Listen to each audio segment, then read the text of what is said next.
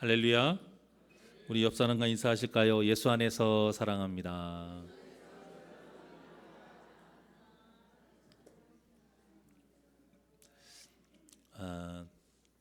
작년 12월 마지막 주에 서로에게 돕는 배필이 됩시다. 그래서 이제 첫 번째 말씀을 드렸어요. 그 돕는 배필이 세 가지 단어가 있다고 말씀을 드렸죠. 하나는 동등하게 돕는 자. 그게 12월 마지막 주에 전했던 말씀이고, 자, 두 번째는 오늘 전할 반대하며 돕는 자이고요. 또 마지막 세 번째는 다음 주에 전할 복의 통로가 되는 자입니다. 먼저 첫 번째로 전했던 동등하게 돕는 자에 대해서 제가 간단하게 일단 정리를 먼저 한 후에 전하겠습니다. 성도가 예수 안에서 한 몸으로 서로에게 동등하게 돕는 자가 되려면 가장 먼저 중요한 게 무엇이냐? 차별하지 않아야 돼요. 이렇게 차별하지 않으려면 무엇보다 다른 것을 틀렸다라고 정죄해서도 안 됩니다. 자, 그래서 우리가 이 세상의 기준으로 서로를 판단하면 안 된다라고 전했죠. 그래야 그 예수님의 공동체 같이, 그 예수님의 제자 공동체와 같이 원수가 한 가족이 될 수가 있기 때문이에요. 자, 그런데 지금까지 교회 안에는 예수 안에서 한 몸이라고 하면서 오히려 한 가족이 원수가 되는 그런 불행한 일이 일어나고 있는 거예요. 이 모든 것이 다 사탄의 역사인 거죠. 사탄이 서로를 동등하게 돕는 자가 되지 못하도록, 즉 돕는 배필이 되지 못하도록 방해하기 때문이에요. 그래서 우리가 이 사탄에게 미혹되지 않으려면 어떻게 해야 되느냐? 예수님처럼 하면 돼요. 예수님처럼 끝까지 무엇을 했느냐? 바로 낮아져야 돼요. 예수님이 죽기까지 낮아지셨잖아요. 이미 이 땅에 오실 때부터 낮아진 상태로 오셨는데 죽기까지 낮아지셨어요. 겸손해져서 우리가 예수님처럼 낮아져서 섬겨야 동등하게 도울 수 있는 것이지, 이 동등하다라는 말처럼 서로 어떤 동등한 위치에, 똑같은 위치에 있어서는 절대 동등하게 도울 수가 없어요. 이것이 바로 동등하게 돕는 자의 역설입니다. 그리고 이렇게 겸손하게 낮은 자로서 살아야 될 책임이 있는 사람, 누구보다 더 큰 책임이 있는 사람이 누구냐? 바로 앞에 선, 바로 저와 같은 목회자나 아니면 중직자들인 거예요. 그래서 이 직분자와 목회자와 같이 이 교회에서 앞에서 이끄는 자들은요, 항상 앞에 있기 때문에 무엇을 보여줘야 된다고 말씀드렸어요? 믿음의 뒷모습. 본이 되는 거룩한 믿음의 뒷모습을 보여야 하는 의무와 책임이 있습니다. 누구보다 더 거룩한 모습을 보여야 되고요, 누구보다 더 하나님을 붙잡으며 기도로 몸부림치는 모습을 보여야 되고요, 누구보다 더 겸손하게 섬기는 사랑을 보여야 합니다. 그래야 이 믿음의 뒷모습으로 다른 성도들에게 믿음의 도전을 줄 수 있기 때문에, 이런 의미로 사도 바울은 로마서 12장에서 상대방을 나보다 더 나은 사람, 즉 훌륭한 사람으로 여겨라 라고 권면했습니다. 그러니까 동등하게 돕는 자가 되려면 일단 내가 섬김을 받으려고 하는 마음을 없애버려야 돼요. 마치 이 서로가 동등한 관계에 있었던 삼위일체 하나님, 그 모습을 원하시는 거예요. 그래서 우리도 한 몸을 이루기 위해서는요, 누구나 할 수 있는 가장 귀한 섬김의 모습이 있는데 그것이 무엇이다? 중복기도. 중복기도인 거예요. 이 중복기도로 더욱 사랑이 넘치고 행복한 새날교회를 이뤄가자라고 제가 12월 마지막 주에 전했습니다. 자, 그리고 오늘은 돕는 배필의 두 번째 의미인 반대하며 돕는 자에 대해서 좀 전하려고 해요. 제가 이 말씀을 좀 몇 번 다른 교회에서도 전하고 한 적이 있었는데, 이 말씀을 전하면 왠지 모르게 우리 여자 성도님들이 갑자기 어깨가 딱 펴지고 눈빛이 착 살아나요. 그런데 그런 뜻이 아니에요, 여러분. 이 반대하며 돕는다라는 말이 참 조심스러운 말인데요, 이 말 그대로 무조건 반대한다고 해서 돕는 게 아니기 때문이에요. 제가 기회가 있을 때마다 말씀을 드렸지만, 우리가 다른 사람의 허물을, 또 그 잘못과 부족한 점을 보는 것은요, 정말 대단한 일이 아니에요. 그 자랑할 일이 아니에요. 머리가 좋아서 볼 수 있는 것도 아니고요. 능력이 있어서 볼 수 있는 것도 아니에요. 이 다른 사람이 허물과 부족 뭐 이런 잘못은요, 누구나 다 볼 수 있는 거예요.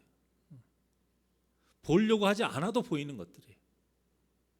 그런데 그 허물과 잘못과 부족한 점을 보고서도 그 사람에게 도움을 줄 수 있는 일은요, 누구나 할 수 있는 일이 아닌 정말 대단한 일인 겁니다.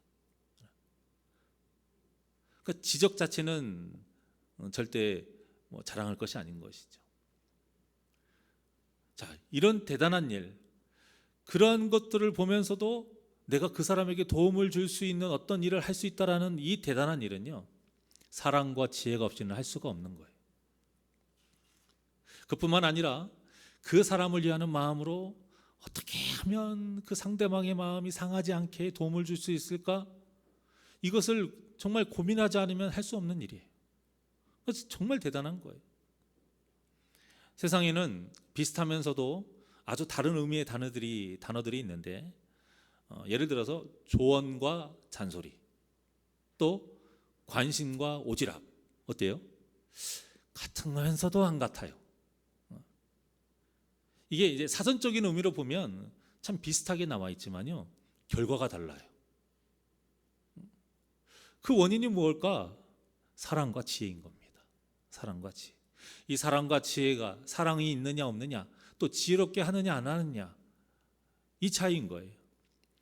꼭 말이 많다고 해서 잔소리라고 할 수 없고요, 아무리 기분 좋은 말을 한다고 해서 좋은이라고 할 수 없습니다.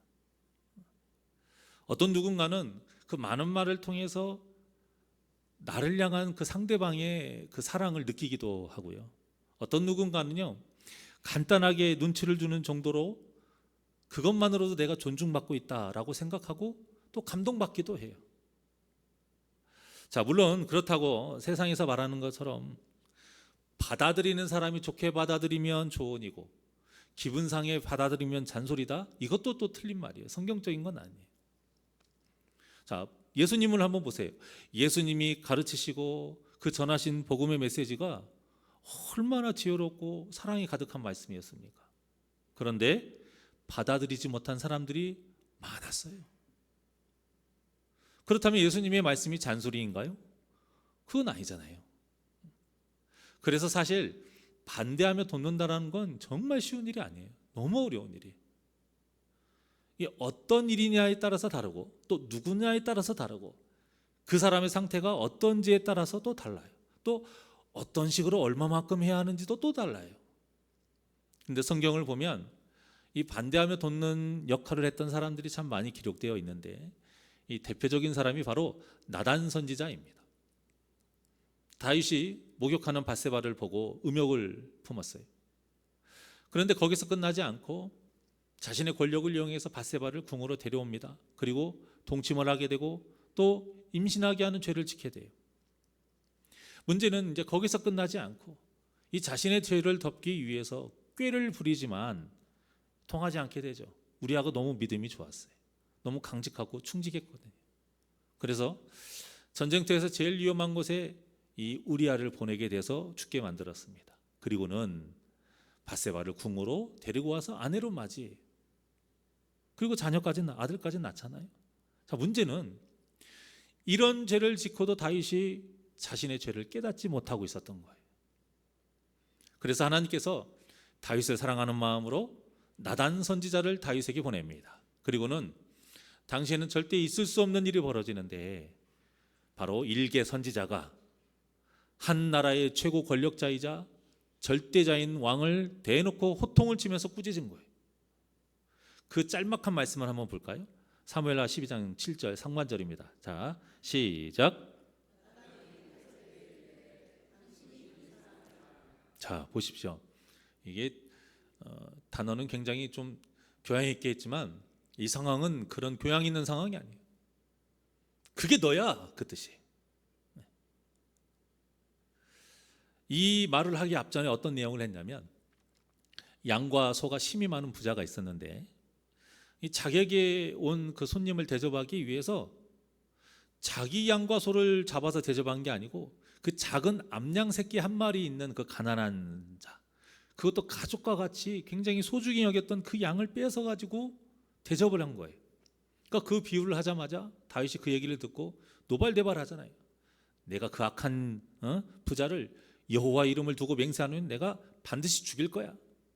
이렇게 말을 한 거예요. 그 말에 방금 봉독하신 나단이 이렇게 말한 거예요. 그게 바로 너야. 그리고는 하나님께서 전하라고 하신 말씀을 이제 쭉 읊어댑니다. 지금 시대야 아무리 대통령이라 해도 우리가 눈 뜨고 하고 싶은 말 똑바로 할 수 있는 시대이지만요, 이때는 말 한마디에 내 목숨 죽는 건 둘째치고요, 내 가족, 친척까지 다 죽을 수 있는 그런 시대였어요. 삼족이 멸한다라는 말 있잖아요. 이런 일이 왕의 손짓 한 번, 고갯짓 한 번으로 충분히 이루어질 수 있는 그런 시대였어요. 그런데도 나단은 하나님께서 전하라고 하신 그대로 칼이 내 집에서 영원토록 떠나지 아니하리라. 엄청난 말씀인 거예요. 그 말씀과 함께 이렇게 전했습니다. 사무엘하 12장 11절과 12절입니다. 자, 시작. 여호와께서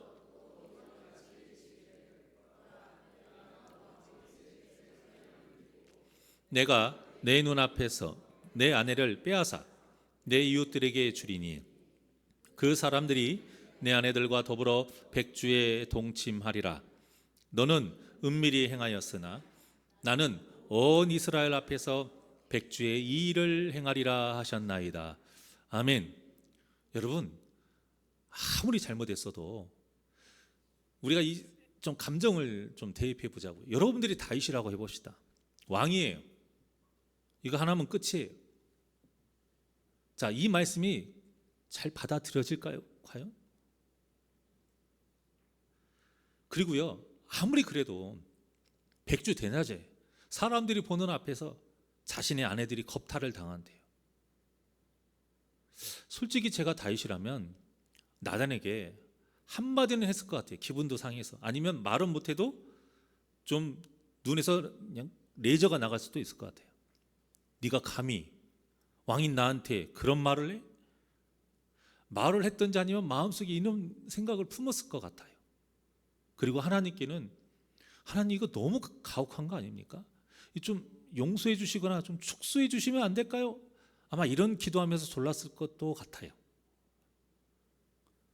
그리고 이제 또 반대로 우리가 나단이면 어떨까? 이런 생각도 한번 해보자고요.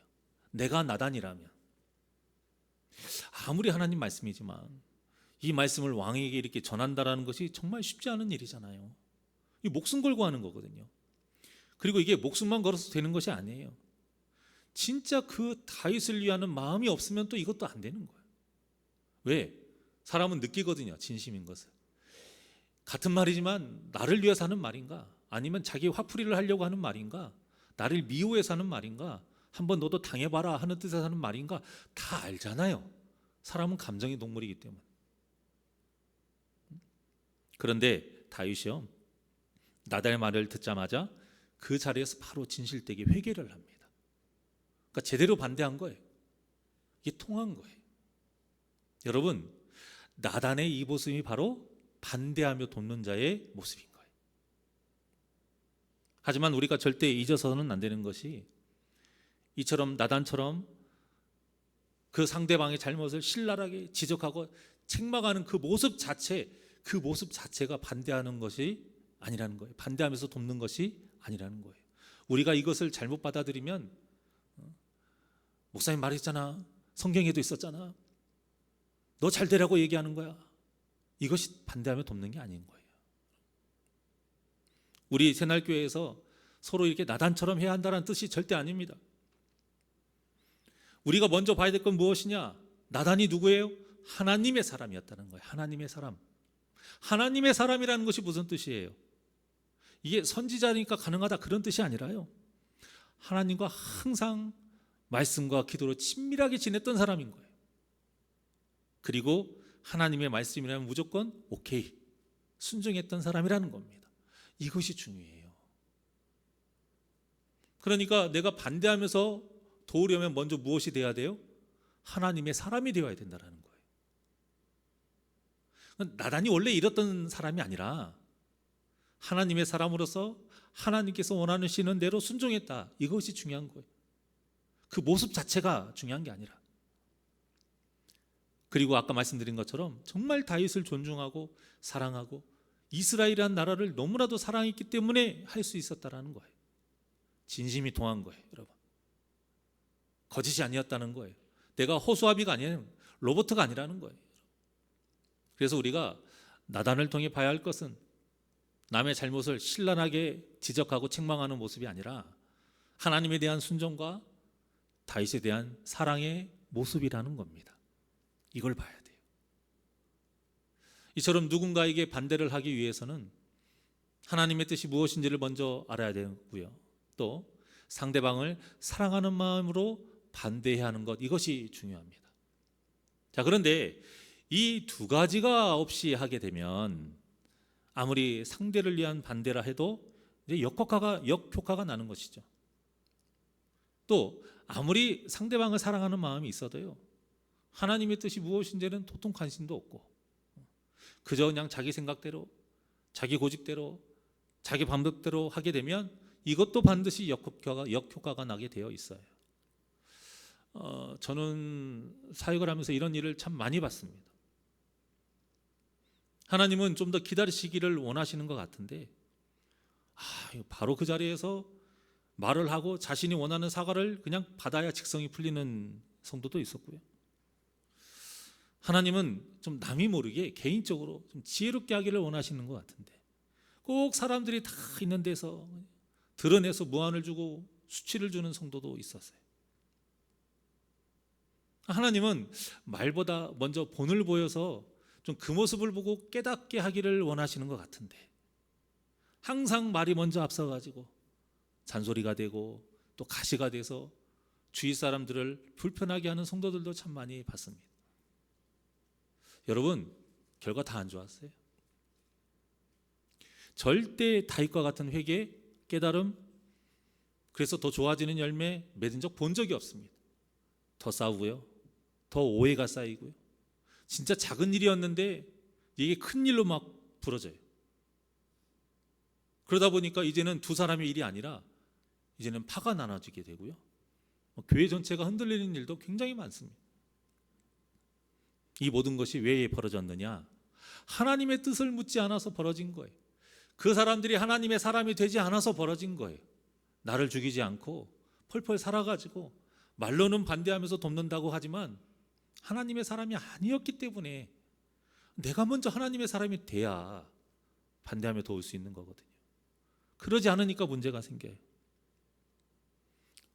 성경을 모르니 하나님의 마음을 몰라요. 기도하지 않으니 하나님의 방법도 몰라요. 그러니 그 안에 무슨 선한 것이 있을 것이며 무슨 사랑이 있을 것이며 무슨 지혜가 있을 수 있겠어요. 아무리 사랑해서 그랬다고 말하지만 어느 누구도 인정해 주지 않아요. 그러니 나쁜 열매를 맺는 것이 당연한 거예요. 그리고 하나님께 기도하면서 해도요, 사랑하는 마음이 없으면 똑같아요.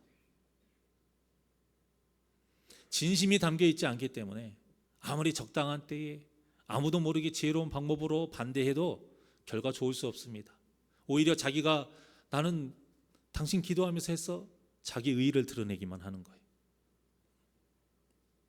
그래서 우리가 하나님께서 원하시는 반대하며 돕는 자가 되기 위해서는요, 반드시 하나님의 뜻을 품고 또 알고 기도하면서 사랑으로 해야 되는 거예요. 그러니까 이게 얼마나 번거롭고 얼마나 조심스럽고 얼마나 어려운 작업이에요. 굉장히 어려운 과정이에요. 이게 쉽게 말 한마디로 될 수 있는 게 아닌 거예요. 성경은 나단 선지자가 와서 말하는 게 굉장히 간단하고 그냥 이렇게만 하면 될 것 같죠? 그게 아닙니다. 무수히 그 안에 숨겨져 있는 과정과 몸부림과 고뇌와 그런 믿음의 여러 가지 일들이 있는 거예요. 그리고요, 이렇게 지혜롭게 사랑하면서 반대하며 돕는 성도가 있기 때문에 교회가 무너지지 아니하고 그 문제 가운데서 발전하게 되는 것이고, 그 오해와 다툼 가운데서도 사람끼리 성도가 서로 화목해질 수 있는 거예요. 저는 지금까지 아브라함처럼 양보하면서 본을 보이신 성도님들도 봤고요, 모세처럼 자신을 핍박하는 성도를 위해서 목숨 걸고 기도하는 분들도 봤고요. 호세아처럼 끝까지 눈물을 흘리면서 품고 사랑하시는 분도 봤어요. 그리고 그분들을 통해서 교회가 이루어지고 문제가 해결되고 서로가 화목해지는 일들 많이 봐왔습니다. 제가 정말 느낀 것이 그거예요. 교회는 힘 있고 세력 있고 능력 있는 사람들로 인해서 교회가 이루어지는 것이 아니구나. 정말 예수님의 모습이구나. 저런 모습을 하는 사람들이 교회를 이루어가는구나. 정말 느낍니다. 그래요. 물론 겉으로 보기에는 막 능력 있는 사람이, 힘 있는 사람이, 돈 있는 사람이 뭔가 막 하는 것 같아요. 그리고 실제 일이 이루어져요. 그런데 그러다가 무너지는 거예요. 끝까지 가지를 못해요. 물론 이런 반대로 인해서 서로가 화목해지려면요, 잘못한 사람도 믿음이 있어야 돼요. 믿음 있는 사람들끼리 이게 이루어져야만 가능한 일이에요. 아이들 보세요. 아이들은 자기가 하고 싶은 것을 부모가 막으면 뭐 전후사정 볼 거 없잖아요. 뭐예요? 무조건 그냥 뒤로 넘어져요. 그냥 떼쓰는 거예요. 자녀를 키워본 우리는 알잖아요.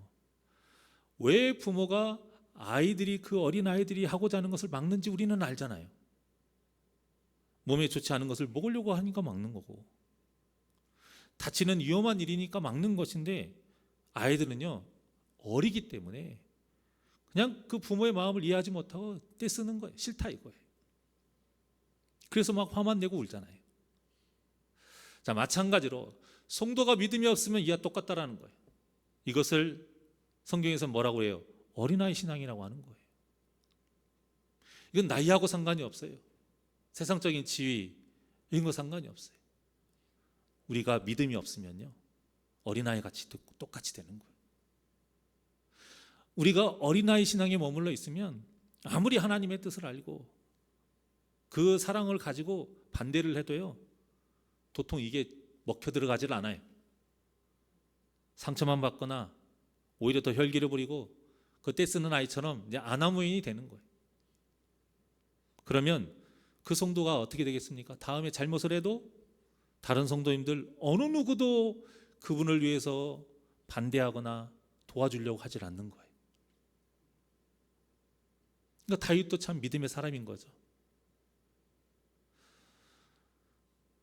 어린아이 신앙이 계속 머물러 있고 어린아이처럼 반대하며 돕는 자의 손길을 거부하고 오히려 받아치면요 그 성도를 위해 기도해 주는 사람이 점점 사라집니다.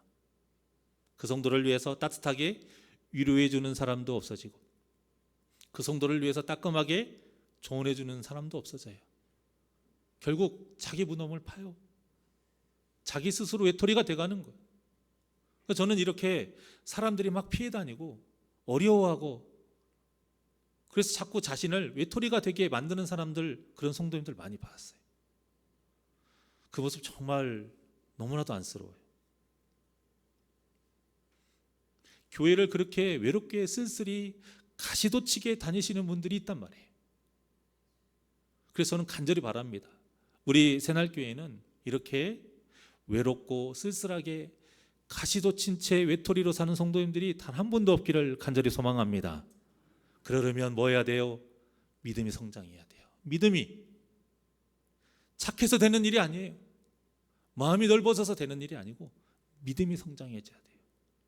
예수님의 모습을 우리가 조금씩 닮아가려고 몸부림쳐야 된다는 거예요. 어린아이 신앙에서 벗어나야 한다는 거예요. 그래야 반대를 해도 사랑으로 지혜롭게 할 수 있고요. 반대를 당해도 내가 상처 입지 않고 그 반대한 사람과 더 화목해질 수 있는 겁니다. 아니 교회에서 어느 누가 원수가 되려고 반대하는 사람이 있겠어요? 그러지 않아요. 부모가 자녀에게 원수가 되려고 그렇게 쓴소리 합니까? 아니잖아요. 부부가 서로에게 그건 아닌 것 같아요. 이렇게 해봅시다. 그 반대하는 것이 남남되려고 그렇게 하는 게 아니잖아요. 그 사람이 잘 되기를 바라는 마음으로 앞으로 서로 더 잘 지내기 위해서 반대하는 건데, 우리가 믿음이 약하면, 반대하는 자나 반대당하는 자가 믿음이 약하면 이 좋은 열매를 맺을 수 없다는 것을 우리 모두 마음 깊이 새기셔서 더 말씀과 기도로 바로 서서 믿음이 성장하는 우리 복된 새날교회 성도님들이 되시기를 바랍니다.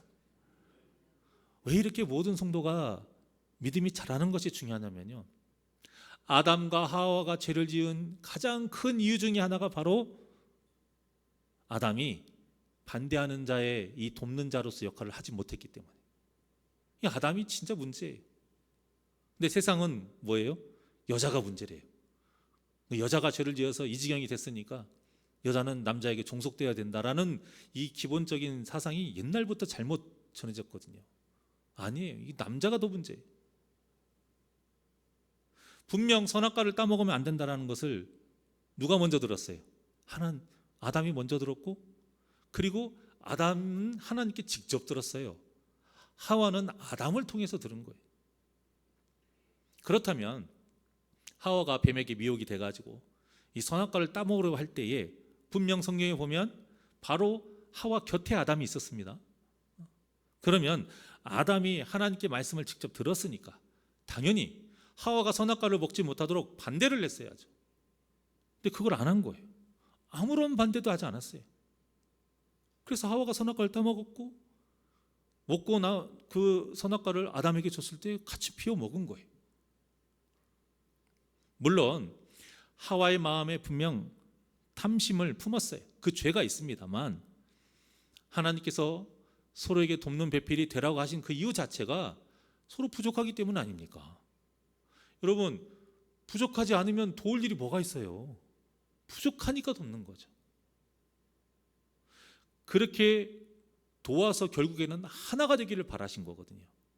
오늘 본문 여러분들이 읽은 것도 그거예요.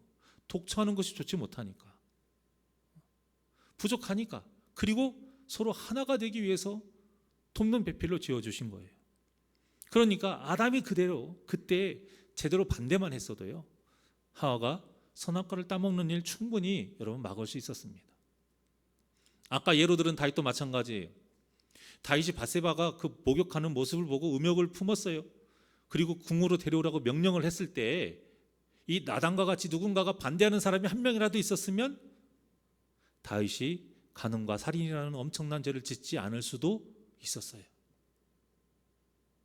그런데 반대하는 사람이 한 명도 없었잖아요. 이유가 어찌됐든 간에, 물론 성경에서는 아담이 왜 하와를 반대하지 않았는지 그 이유에 대해서는 기록되어 있지 않습니다. 하지만 분명히 알 수 있는 것은 하와를 사랑하는 마음은 있었어요, 아담이. 그런데 하나님의 말씀을 가볍게 여길 정도로 믿음이 약해져 있었다라는 거예요. 선악과를 먹으면 반드시 죽는다, 이 말씀을 하나님께 직접 들었음에도 불구하고 하와를 반대하지 않은 것은 믿음이 약해서다라는 거예요. 믿음이 약해졌다. 여러분, 믿음이 약하다는 게 무슨 뜻이에요? 바로 여기 나오는 거예요. 하나님의 말씀에 대해서 고지고대로 받아들이지 않는 거예요. 정말 믿음이 있었다면 그 말씀을 100% 믿는 거예요. 그러면 절대 선악과 따먹게 하지도 않았고요, 하와가 줬을 때 먹지도 않았어요. 그런데 이 하나님의 말씀이 안 죽을 수도 있지 않을까? 이게 믿음이 약해진 겁니다, 여러분. 하나님의 말씀을 고지고대로 받아들이지 않는 것. 여러분, 우리가 이 아담의 모습을 정말 중요하게 바라봐야 해요. 우리가 아무리 지금까지 믿음 있게 신앙생활을 해도요, 우리가 아무리 신앙생활을 오래 하고 직분이 높아도요, 우리가 마음 관리를 하지 않고 말씀과 기도를 소홀히 하면 언제라도 우리의 믿음이 이 아담처럼, 다윗처럼 약해져서 이 엄청난 죄를 지을 수 있다는 사실을 우리 새날교회 성도님들은 꼭 잊지 않기를 바랍니다. 그러니까요, 누군가의 잘못을 반대하지 않아도 성도는 하나님께 책망받고, 성도의 잘못을 그 반대할 때에 사랑이 없거나 지혜가 없이 해도 성도는 하나님께 책망을 받아요. 또 나를 사랑하는 마음으로 반대를 했을 때 그것을 믿음으로 받지 않고 회개하지 않아도 하나님께 책망받아요. 그래서 성도가 교제를 나눈다라는 것이 얼마나 어려운 일인지 몰라요. 여러분, 교제를 나눈다라는 게 그저 한 밥상에서 같이 밥 먹고 농담 따먹기 하고 웃는 게 이게 교제가 아닌 거예요. 사람 사이에 항상 이런 일만 있습니까? 의도치 않은 오해가 생기기도 하고요. 문제가 생겨요. 그 문제를 해결해 가면서 더 화목해지는 걸 교제라고 하는 거예요, 여러분. 뭐 안에서요? 예수 안에서. 무엇으로요? 믿음으로요. 그게 교제인 거예요. 교회를 의미하는 단어 중에 여러분들 잘 아시는 에클레시아, 또 코이노니아란 말이 있어요. 둘 다 그리스어예요. 에클레시아는 부르심을 받은 자, 코이노니아는 교제, 연합, 친교 이런 뜻이에요. 그러니까 교회는 주님의 부르심을 받은 자들이 한데 모여서 교제를 나누며 하나가 되는 연합을 이루는 곳이 교회인 거예요. 그래서 항상 동등하게 도와야 되고, 상대방이 죄를 지으려고 할 때는 사랑으로 지혜롭게 반대하면서 도와야 되고, 다음에 전할 말씀과 같이 서로에게 이제 복의 통로가 되어야 됩니다. 그렇게 도와야 돼. 그래야 진정한 교회를 이룰 수 있는 거예요. 이게 쉽지 않죠. 간단하지 않아요, 여러분. 여러분, 교회는 건물이 중요한 것이 아닙니다. 성도수가 중요한 게 아니에요. 제가 아는 어떤 교회는요, 성도수가 12명인데 파가 3갈래로 나눠졌어요. 12명인데 파가 3갈래. 목사님이 머리 아파 죽으려고 그래요. 우리 성도님들은 이 문제를 어떻게 해야 해결할 수 있을 것 같으세요? 카리스마 있는 어떤 유명한 어떤 목사님, 그 목사님이 오셔서 진압하면 될까요? 아니면 어떤 좋은 프로그램 도입하면 될까요? 아니에요. 모든 성도가 말씀을 붙잡고 모든 성도가 서로를 사랑하는 마음으로 기도할 때에 성령님의 역사로 인해서만 해결할 수 있는 거예요. 사람의 힘으로, 세상의 방법으로 안 돼요. 어느 누가 싫은 소리를 하고 싶겠고 어느 누가 싫은 소리 듣고 싶겠습니까? 그리고 그냥 말하는 것도 아니고 적당한 때를 보면서 기다려야 되고, 또 어떤 식으로 반대를 해야 상대방의 마음을 상하지 않게 깨닫게 할 수 있을까? 이렇게 자꾸 고민하는 일들이 얼마나 피곤하고 힘듭니까? 그럼에도 우리가 반대하면서 서로에게 돕는 자가 되어야 하는 이유는 하나님께서 우리를 창조하시고 보시기에 심히 좋았던 때가 바로 이렇게 서로에게 돕는 배필이 되었기 때문이에요. 우리가 회복해야 되는 건 그거예요, 여러분. 우리가 가져야 될 건 돈이 아니에요. 건강이 아니라니까요. 세상의 지혜가 아니고 하나님께서 우리를 지으시고 보시기에 심히 좋았던 그때로 돌아가는 거예요. 물론 그렇다고 해서 우리가 성도의 잘못을 막 일일이 다 지적하고 반대하면 안 되는 거예요. 그러면 안 돼요. 왜냐하면 하나님은 먼저 우리가 말씀으로 깨닫기를 원하시기 때문에. 그래서 성도에게 예배만큼 중요한 것이 없는 겁니다. 이 예배 때 하나님을 향해 우리가 기본적으로 열린 마음으로 오잖아요. 활짝 열려서. 그리고 하나님께 영광을 돌리기 위해서 오잖아요. 오늘 찬양대의 찬양처럼 할렐루야 하면서 오는 거예요. 그러니 선포되는 하나님의 말씀이 얼마나 잘 심어지겠어요. 혼자 공부하는 사람은 진짜 대단한 거예요. 같이 공부하고 붙들어 놓고 공부시켜야 공부가 되잖아요, 대부분. 안 그래요? 하나님의 말씀도요, 이렇게 자리가 딱 마련해지고 시간이 딱 정해지고 우리가 마음가짐이 된 상태에서 받아야 잘 되는 거예요. 잘 받아 먹게 되는 거예요. 그래서 그 말씀이 선포될 때에 우리의 자아가 깨지는 역사가 일어나는 거고요. 그 깨닫는 은혜 가운데 우리가 가슴을 치면서 눈물로 통회하고 자복하는 회개가 이루어지는 거예요. 그러다 보니까 내 병든 마음뿐만이 아니라 병든 육신까지 치료가 되는 역사가 어느 때 일어납니까? 예배 때 일어나게 되는 겁니다. 무엇을 통해서요? 말씀을 통해서. 누구의 역사 가운데? 성령의 역사 가운데. 목사가 뭐 능력이 있어서 아닙니다. 저는 도구일 뿐이에요. 어떤 은사자가 있다 할지라도 그 은사자는 도구일 뿐이에요. 하나님이 뺏어가시면 아무것도 아닌 거예요.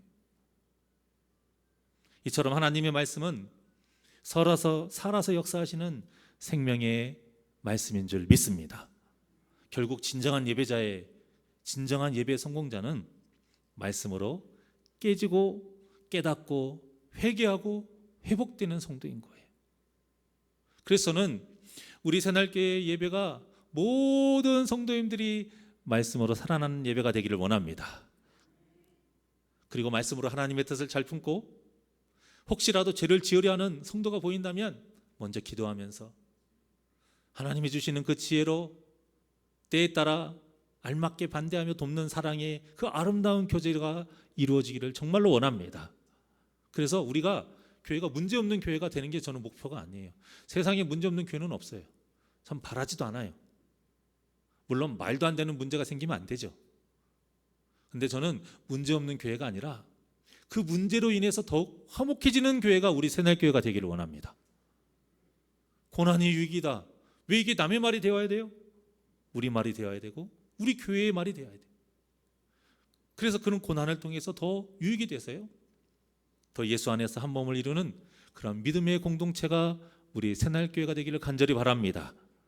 이 바라는 마음을 저만 가지는 것이 아니라 모든 성도가 저와 같은 마음으로 서로에게 돕는 배필이 되어서요, 우리 이번 이 표와 같이 하나님의 말씀으로 홍황하는 교회를 이루어가는 복된 2025년이 되기를 주님의 이름으로 간절히 축원합니다. 사랑은 언제나 하나님께 찬양드리겠습니다.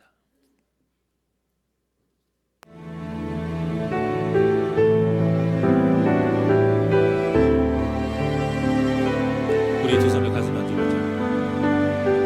정말 이 말씀대로 내가 사랑하고 있나, 사랑을 품고 있나, 내 자신을 잘 돌아보면서 찬양하길 원합니다. 사랑은 언제나,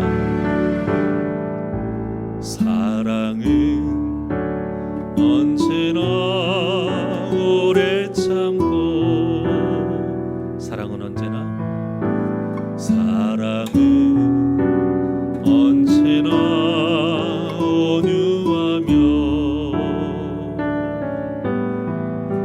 사랑은 시기하지 않으며, 자랑도 교만도 아니하며, 사랑은 의뢰이 행치 않고, 자기의 유익을 두지 않고, 사랑은 성내지 아니하며, 진리와 함께 기뻐하네. 사랑은 모든 것 감싸주고, 바라고 믿고 참아내며, 사랑은 영원토록 변함없네. 믿음과 소망과 사랑은 이 세상 끝까지 영원하며, 믿음과 소망과 사랑 중에 그 중에 제일은 사랑이라. 그 중에 제일은 사랑이라.